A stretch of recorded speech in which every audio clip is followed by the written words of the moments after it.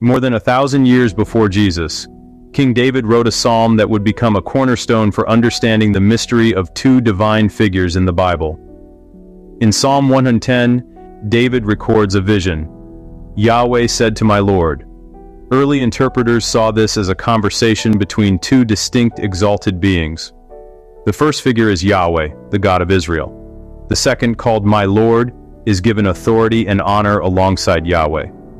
Sit at my right hand, Yahweh says, inviting this second Lord to share his throne and rule, until I make your enemies a footstool for your feet.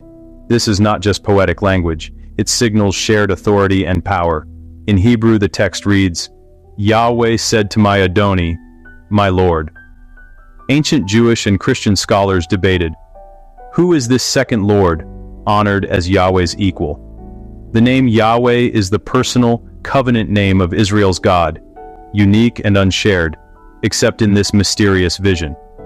But David, Israel's greatest king, calls this second figure my master. Early Christians saw this as evidence of two divine persons, both bearing Yahweh's authority.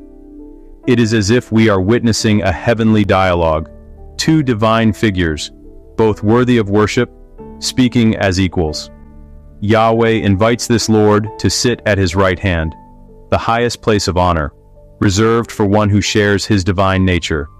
This Lord is not Yahweh's servant, but his peer, greater than David, yet distinct from Yahweh himself.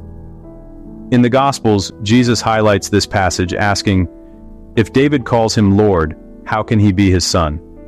The question points to a deeper reality, two divine persons, both called Lord. Early Christians saw in this passage not just a connection, but a revelation. Two Yahweh figures, united in purpose, sharing the divine name and authority. To understand this, we must look at how Yahweh is described in the Old Testament: Creator, Redeemer, Shepherd, Rock, and Light. Yahweh alone is called the Creator of all that exists, yet these same honors are given to the second figure in the New Testament. In the beginning, God created the heavens and the earth. This creative power is ascribed to both Yahweh and Jesus. Yahweh is also called Redeemer. Apart from me there is no Savior, says Yahweh. Yet Jesus is also called Savior and Redeemer. He is their rock and their fortress, roles later given to Jesus, the second Yahweh figure. Yahweh is my shepherd, I shall not want. He seeks, gathers, and protects his sheep, just as Jesus does in the Gospels. I am the first and I am the last. Apart from me, there is no God. These are Yahweh's identity markers, yet Jesus claims them as well. In the New Testament, these same titles and roles are given to Jesus: Creator, Redeemer, Shepherd, Rock, and Light. The early church saw this as proof of two divine persons, not just shared metaphors. The Gospels call Jesus the Good Shepherd, the Light of the world, and the rock on which faith is built, echoing Yahweh's own titles. In both Testaments, these titles point to two figures who create, save, guide, and protect.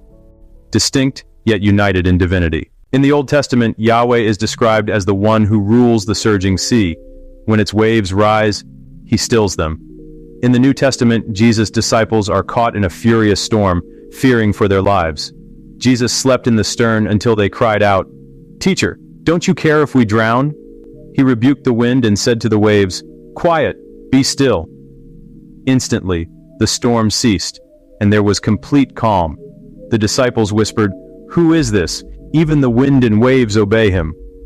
On another night, they saw Jesus walking on the sea. In the Old Testament, Yahweh is called the shepherd who leads and protects his people. Jesus also calls himself the Good Shepherd, who seeks and cares for his sheep. When Jesus forgave a paralyzed man's sins, the leaders protested, "Who can forgive sins but God alone?" To show his authority, Jesus healed the man. In the Old Testament, Yahweh is called Redeemer and Savior, the one who forgives and restores. In the New Testament, Jesus is given the same titles: Savior, Redeemer, and the one who forgives sins. These parallels invite us to notice how the same roles and honors are given to both Yahweh and Jesus in the biblical story. The story continues, inviting us to explore these connections throughout the scriptures.